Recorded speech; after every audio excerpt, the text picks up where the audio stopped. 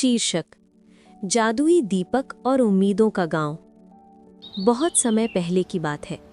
पहाड़ों और हरे भरे जंगलों के बीच बसा था एक छोटा सा गांव, सूर्यपुर।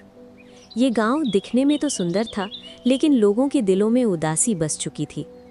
खेती ठीक से नहीं होती थी, बच्चे स्कूल जाने से कतराते थे और बड़े लोग हमेशा कहते रहते थे, अब कुछ नहीं हो सकता, हमारी किस्मत ही ऐसी है।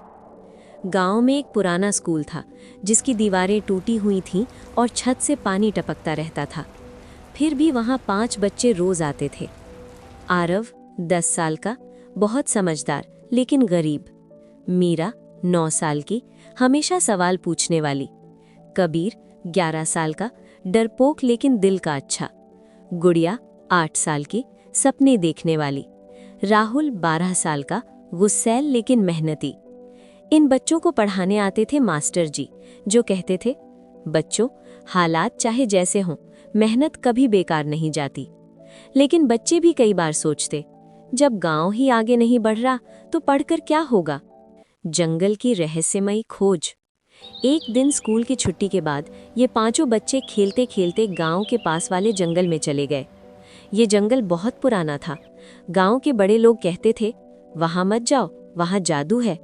गुड़िया की आंखें चमक उठी। अगर सच में जादू हुआ तो? थोड़ा आगे जाने पर उन्हें एक पुराना टूटा हुआ मंदिर दिखाई दिया। मंदिर के अंदर अंधेरा था, लेकिन बीच में एक पुराना दीपक रखा था, जो हल्की सी रोशनी दे रहा था। मीरा ने कहा, ये दीपक खुद जल रहा है। आरव ने दीपक उठाया और जैसे ही उसने साफ किया, अचानक तेज रोशनी हुई और एक नीली रोशनी वाला जादुई पुरुष प्रकट हुआ। मैं हूँ ज्ञान जिन, उसने गहरी आवाज में कहा। मैं तुम्हें 3 जादुई वरदान दे सकता हूं। बच्चे डर गए, लेकिन उत्साहित भी थे।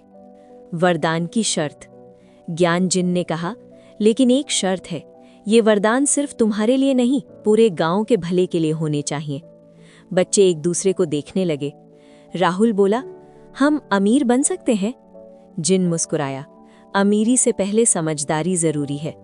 फिर आरव ने कहा, हम ऐसा वरदान चाहते हैं जिससे हमारा गांव आगे बढ़े। जिन खुश हो गया, ठीक है, सोच समझ कर मांगो। पहला जादू, सोच बदलने की शक्ति। मीरा ने कहा, हम चाहते हैं कि गांव के लोग खुद पर भरोसा करना सीखें। जिन ने दीपक घुमाया, एक हल्की रोशनी पूरे गांव में फैल गई। अगले दिन गांव में कुछ बदला बदला सा था। लोग जो हमेशा कहते थे, हमसे नहीं होगा, अब कहने लगे, चलो एक बार कोशिश करते हैं। किसान फिर से खेतों में मेहनत करने लगे। महिलाएं मिलकर छोटे काम शुरू करने लगी। बच्चों के माता पिता कहने लगे, पढ़ाई जरूरी है।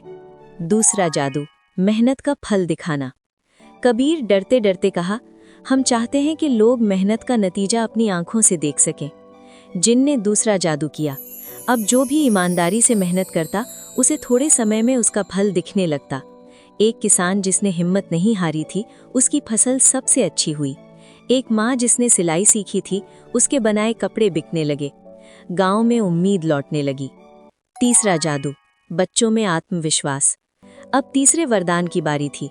गुड़िया बोली, हम चाहते हैं कि गांव के बच्चों को खुद पर भरोसा हो। जिन ने आखिरी बार दीपक घुमाया। अब बच्चे डरने की बजाय सपने देखने लगे। कोई डॉक्टर बनना चाहता, कोई टीचर, कोई किसान, कोई वैज्ञानिक। मास्टर जी की आंखों में आंसू आ गए। आज मेरी मेहनत सफल हुई, उन्होंने कहा। जादू का अंत, जिम्मेदारी की शुरुआत। ज्ञान जिन ने कहा, अब मेरा समय पूरा हो गया। याद रखना, असली जादू दीपक नहीं, तुम्हारी सोच और मेहनत है। और वो गायब हो गया।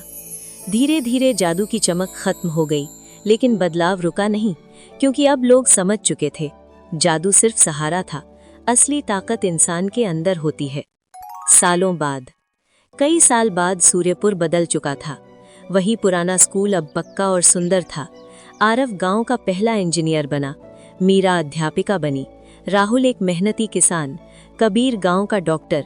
गुड़िया बच्चों के लिए कहानियां लिखती थी। एक दिन गांव के बच्चे पूछते हैं, क्या सच में यहाँ जादू हुआ था?